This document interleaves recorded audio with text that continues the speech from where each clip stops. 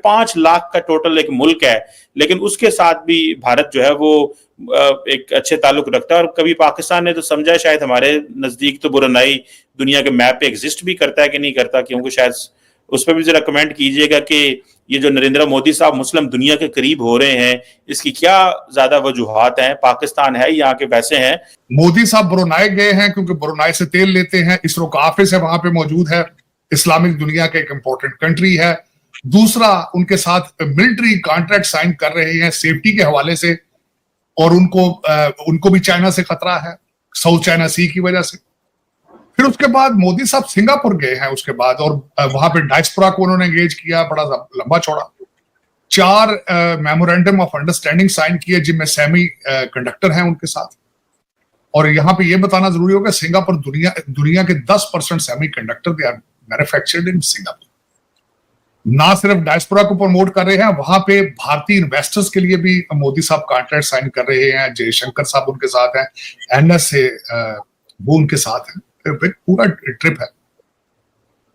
एक साइड पे वो साउथ चाइना सी के अंदर कंट्रीज के अंदर इन्फ्लुएंस बढ़ाने की कोशिश कर रहा है इंडिया।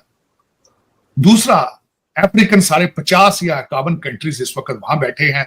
$210 बिलियन का चाइना ने ऐलान किया है कि हम आपको क्रेडिट लाइन देंगे जो आप 3 साल में इस्तेमाल करेंगे।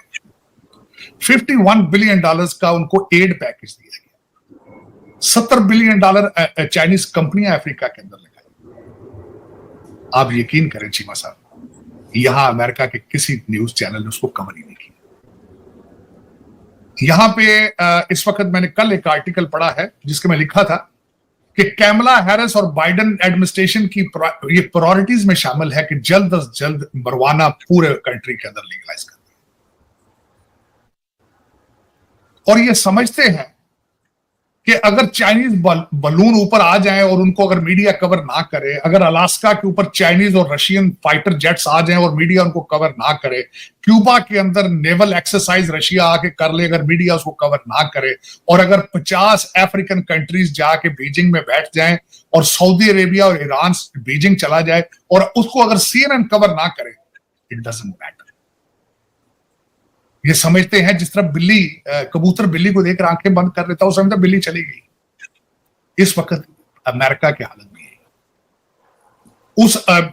फिर उसके बाद एक और खबर है जो इंटरनेशनल लेवल पे जो चेंजेस आनी है, मैं जो खासकर उसको रिलेट करता हूं सब कॉन्टिनेंट के साथ। आज जगमीत सिंह ने अपनी सपोर्ट हटा दी है ट्रूडो के साथ, उन्होंने अपनी सपोर्ट हटा। सो द ट्रूडो जो है वो ही इज बाय हिमसेल्फ। और मेरे ख्याल में लोग बातें कर रहे हैं इस वक्त कनाडा के अंदर कि शायद 1 महीना या 15 दिन निकालेंगे। तो उसकी वजह क्या है चीमा साहब? दर हकीकत अमेरिका को पता ही नहीं है कि हमने कहां जाना, पता नहीं क्या। देखा जाए इस वक्त तो चीमा साहब, ब्रिक्स के 2 कंट्रीज ईरान से तेल ले रहे हैं, नया फाइनेंशियल सिस्टम उन्होंने बना लिया। ये सिर्फ अपनी करेंसी प्रिंट कर रहे हैं और ये समझते हैं कि दुनिया को बेवकूफ बंद करे। हमारा वो जो इनका एक ऑर्डर था ना, वन ऑर्डर या क्या जो इनका एक टर्म्स थी पिछले दौर में, अब वो ऑर्डर खत्म है ना, कोई बात है, एम्बेसियां बंद हो रही हैं। 120 साल पुराने, 112 साल का कॉन्ट्रैक्ट पुराना था जो अगले दिन एक साउथ अमेरिकन कंट्री ने इनके सिर्फ एक एम्बेसडर के कमेंट के बेस पे उन्होंने उससे विड्रॉ कर लिया। मैक्सिको साथ बॉर्डर लगता है बहुत बड़ा, और उन्होंने एम्बेसी का बाइकाट कर रखा क्योंकि वहां के एम्बेसडर ने वहां पे जुडिशियल उनके रिफॉर्म के ऊपर कमेंट्स दिए, लेकिन इनको कोई पता नहीं हम कहां जा रहे, इनको कोई पता नहीं। On a free fall.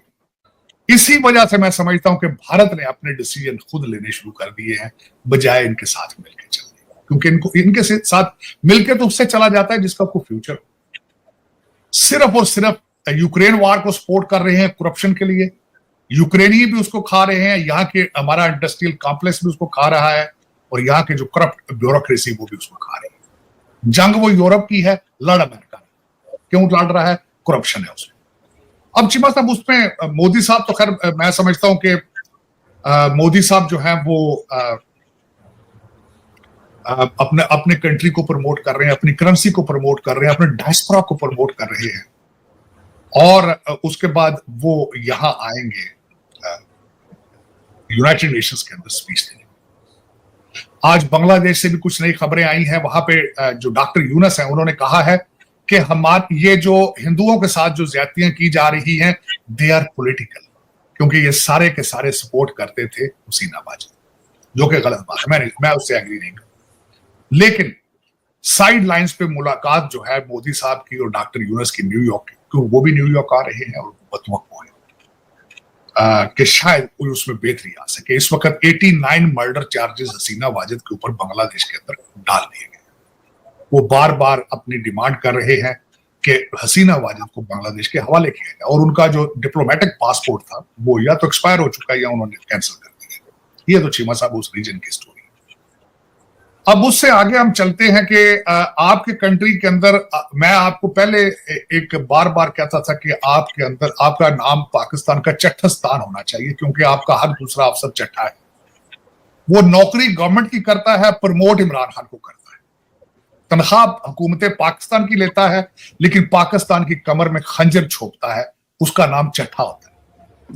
आज एक चट्ठा नहीं, आज एक हिस्ट्री का बाजुआ भी निकला है, जिसकी मैट्रिक का सर्टिफिकेट, आपने गलत लफ्ज इस्तेमाल किया था, आपने कहा उसकी डिग्री जाली है। डिग्री बड़ा बाइज्जत लफ्ज होता है और वो मेरे ख्याल में बीए से शुरू होती है। उससे पहले जो फड़के देते हैं उन फड़कों को सर्टिफिकेट कहा जाता है। मैट्रिक का सर्टिफिकेट और एफए का सर्टिफिकेट, मेरे मोहतरम बाजवा साहब, बुजुर्ग बाजवा साहब के दोनों जाली। ये मीडिया कह रहा है, मैं नहीं कह रहा। और उनको एक्सटेंशन पे एक्सटेंशन, और बर्मिंघम एक रॉयल्टी वाली जगह पे उनकी अपॉइंटमेंट थी और वो वक्त के बादशाह बन के वहां बैठे थे। पीआईए एमए नहीं उजड़ी चीमा साहब, पाकिस्तान एमए नहीं उजड़ गया एक दिन से, एक दिन से नहीं उजड़ा। बाजवे ते चट्टियां वारदात पाई ईरान की। चलो चीमा साहब कोई नहीं, खैर है, $150 बिलियन है, बहुत बड़ी रकम है जो आपकी बाहर है। लेकिन ये भुल गए ना कि इतने कब्रस्तान भी हैं जिन्हें शहर, बर्मिंघम भी कब्रस्तान होना है, मेरे ख्याल लाजमी होना है। दुबई च भी कब्रस्तान होना है, बहुत बड़ा होना है। न्यूयॉर्क, वाशिंगटन डीसी, कनाडा दी मैंने पता है थे कब्रिस्तान में अपनी अक्खा ना देखे, लेकिन इनको शर्म नहीं आती।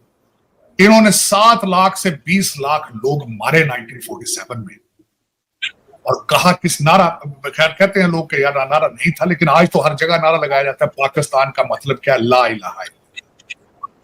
तो ये देख लो बाजवे और चट्टे मिलके क्या कर रहे हैं। इस कंट्री के बचने की उम्मीद है आपको? मेरे ख्याल में मेरे जैसे कई लोग तो जान बचा के, मैं कंसीडर करता हूं अपने आप को political refugee, I am a political refugee. और मेरे ख्याल में आप 25 करोड़ के 25 करोड़ लोग जो हैं वो किसी भी मुल्क के अंदर सियासी बना लेने के, और आपके सियासी अगर आप करें political silence, you qualify as जो हालात है। तो चीमा साहब दर हकीकत, अब मैं उस पर बताना चाहूंगा कि आईएसपीआर की आज की जो आज उन्होंने प्रेस कॉन्फ्रेंस की है, बड़ी खूबसूरत थी। मुझे उनके एक लफ्ज बड़ा पसंद आया, बिलखसूस 2 चीजें पसंद है। एक तो उन्होंने जो खासकर जो मेरे दिल के करीब एक चीज की, उन्होंने कहा कि हमने पता नहीं 46,000 एकड़ जो है वो एरिया, किलोमीटर कितना हमने जो बलूचिस्तान के साथ है तालिबान से साफ किया। इसी तरीके से हम केपीके के अंदर भी ऑपरेशन करते हैं। तो this is called the capture and maintain. हम कैप्चर करते हैं, उनसे वो वार गुजार कराते हैं, उसके ऊपर अपनी रेट ऑफ गवर्नमेंट पैदा करते हैं, फिर हम सिविलियन गवर्नमेंट को देते हैं कि वहां डेवलपमेंट की जाए, और वो डेवलपमेंट नहीं करते, वो खा जाते हैं, वो करप्शन खा जाते हैं। फिर आप कहते हैं कि फौज पैड़ी, किस मुंह से कहते हैं आपने फौज पैड़ी? वो ऑपरेशन करके जब, और मुझे ये पता है चीमा साहब, आज आपको एक और बात भी बताना चाहूंगा।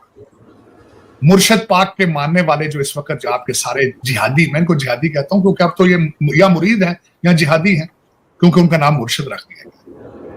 मुर्शद साहब की तकरीरें मौजूद हैं जो कहते थे कि फौजी ट्रायल होने चाहिए, हर की होने चाहिए, और इनके दौर के अंदर 26 फौजी ट्रायल होते थे। फिर एक और वाकया याद कराना चाहूंगा, इसी का आईएसपीआर की आज की प्रेस कॉन्फ्रेंस से रिलेटेड है चीमा साहब। पेशावर के अंदर केपीके के जो सेठ थे, वो जज थे, उन्होंने 20 या 24 लोगों की जो फौजी अदालतों से सजाएं थी, उन्होंने उनके खिलाफ स्टे दे दिया था, लेकिन पीटीआई की गवर्नमेंट ने उस स्टे के खिलाफ एप्लीकेशन दी। आज ये कहते हैं कि आज रिट कर दी है हाई कोर्ट में इन्होंने कि मुझे फौजी ट्रायल ना कराया जाए मेरा। किस मुंह से भाई? बड़े खूबसूरती से आज आईएसपीआर वालों ने कहा है कि जो भी सिविलियन किसी फौजी इख्तियार वाले बंदे को अपने सियासी मकासद के लिए इस्तेमाल करेगा, असी तो करा देंगे। This is what the press conference and I am happy. देर नहीं लानी चाहिए। दूसरा साथ मेरे जैसे बंदे को अफसोस ये जरूर हुआ है